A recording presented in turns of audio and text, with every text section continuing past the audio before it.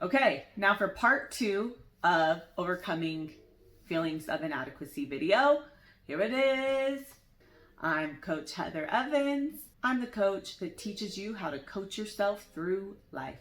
So in part 1, we talked about what inadequacy was, what it meant to feel inadequate, and we broke down all the areas of our life that we're responsible for, which ones we feel inadequate in, we circled, and then we also listed the responsibilities in each of those areas that we feel we should do to be successful in those areas. And then if you had extra time, assignment 4 for last week was to cross out the bull, meaning cross out the bullshit, the things that you should be doing, but you yourself, it's not important to you. I hope doing this exercise helped you see the expectations we put on ourselves that make us feel inadequate. We put a lot on ourselves that no human can do. All those things on that list, no, there's no way someone can accomplish all of those. And if it appears that they are, they might not have as many areas of responsibility as you have. If you have a lot of areas of responsibility, you're not going to be able to give as much in each of those areas. So compared to somebody whose job might be children, cooking, cleaning, and those are their 3 main areas, and you have 8 areas, it is not fair for you or for them for you to compare what you accomplish in those 3 areas with what they accomplish in those 3 areas. Your lives are different. Your balance and energy exchange are different. So you've got to start getting real and real kind with yourself, because those lists of all the shoulds, it's time to start evaluating what you truly care about. Shoulds are nothing but other people's opinions put on you. If you feel like you should be doing something, that means maybe it's important to you or maybe it isn't. So you're going to go through and you cross out the ones that you felt were bull, right? Now you're going to go through all those things, and I want you to cross out the things that don't really matter. And this will take time getting honest with yourself, because what might really matter to you is going to be different than what might really matter to me.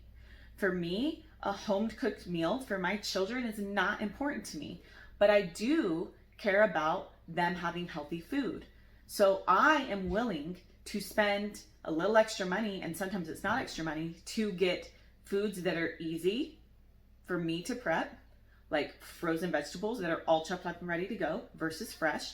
Is fresh better? Slightly, but is it better they have frozen than that I feel like a failure all the time because I never get around to fresh vegetables? Yeah, it's better they have frozen. So start getting real with yourself. What do you really care about? We like some pre-made veggie burgers. We tried making them ourselves to save money. Guess what? It costs so much for those ingredients that buying the frozen ones. The ingredients on the list of the veggie burgers that we buy are really straightforward. So I literally pop those out of the freezer and put them on a grill. My kids get healthy meals, but I don't have to cook. It is an energy exchange, right? So healthy meals for my family are important to me, but I don't care about healthy all the time. So we have frozen pizza in our freezer all the time, so that there's always a meal. Frozen pizza with frozen vegetables, if you know me, it's like one of my favorite go-to meals. I feel good because they're getting veggies and they get pizza, so they're happy. And there's no mess, I didn't have to cook. That's just an example of one area that you can clean up really quickly. Cooking. What's important to you? What will make it easier for you? And easy doesn't mean lazy. Easy can just be smart. And then the next thing I want you to do is look at your list of all that you expect of yourself, and imagine that's a friends list. Like your closest friend. Maybe you don't have a close friend, so you just imagine like your dream best friend. Imagine someone coming to you that you care about with this list of what they need to do to be successful and to feel adequate. And if you don't step back a little and go, that's a lot. No wonder you feel inadequate. The list you're expecting of yourself is impossible. So your job is to start clearing off the bull, clear off the shoulds that don't matter to you, get really honest, simplify, simplify, simplify. And maybe you need to get really clear in a lot of these areas. What are your top 3 or top 5 in these areas that mean you'd be a successful mom or a successful homemaker or whatever? Maybe being a successful home to you is that things are organized, it feels peaceful, and it feels good to be home. and those become your top 3. And all the projects and all the things you want to do right now, let those fall off while you deal with other responsibilities. Realize what's most important to you. Honestly, like 3 things in each area to make you feel successful is all you can probably handle, especially if you have 8, 10 areas that you're in charge of. You couldn't give a list to a human of all the things that we expect ourselves to do to be successful. We couldn't give them that list and them ever feel successful. So we do it to ourselves and we feel unsuccessful, we feel inadequate because we don't measure up to our expectations and the expectations of others that we have listed and decided were also our expectations.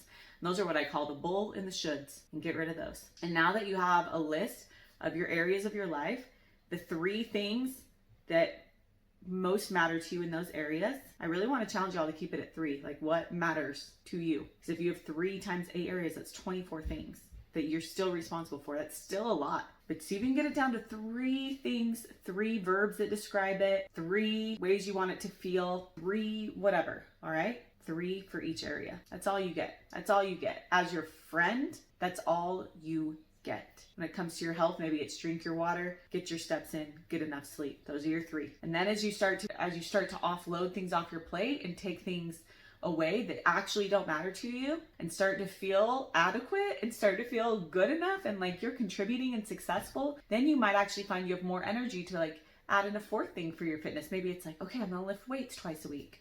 Or maybe you have a 4th thing you can add to your home. Like, okay, let's get that project done. What we expect from ourselves is insane. It's insanity. And I bet when you went to list out all these areas, you were like, this is a lot of stuff. So look at it from the outside, like a friend looking at your list, or you're looking at a friend's list, and go through it like you would for a friend. It's time to narrow it down, y'all. Time to get 3 things in each area and focus on those. And if you can even offload some of the areas of your life you're responsible for, do that as well. Because you deserve peace. You deserve to feel adequate. You're doing a good job. This is hard stuff. This is not what we spent 12 years of school learning. This is hard stuff we've been thrown into and expected to handle. But you can coach yourself through it. You can clean up your expectations of yourself. Get ruthless. Get rid of the stuff that doesn't matter to you.